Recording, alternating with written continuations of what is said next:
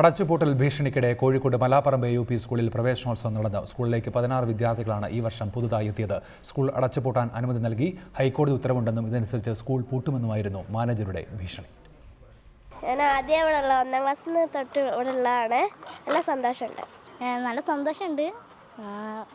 ഉടനെ വരാൻ പറ്റിയ സ്കൂൾ അടച്ചുപൂട്ടാൻ ഹൈക്കോടതി ഉത്തരവുണ്ടെന്ന് ചൂണ്ടിക്കാട്ടിയായിരുന്നു മലാപ്പറമ്പ് AUP സ്കൂൾ മാനേജർ വീണ്ടും ഭീഷണി ഉയർത്തിയത്. എന്നാൽ ഭീഷണിയെ അതിജീവിച്ച് ഇത്തവണ 16 പുതിയ കുട്ടികൾ സ്കൂളിലേക്കെത്തി. മൊത്തം 56 കുട്ടികൾ.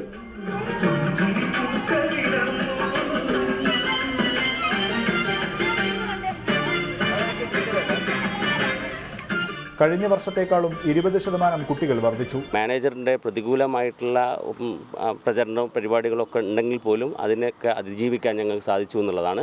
അധ്യയനം ആരംഭിക്കുന്നതിന് ദിവസങ്ങൾക്ക് മുമ്പ് മാനേജർ പുതിയ ഭീഷണി ഉയർത്തിയതോടെ ഇവിടേക്ക് വരേണ്ട കുറച്ചു കുട്ടികൾ മറ്റ് സ്കൂളിലേക്ക് മാറി.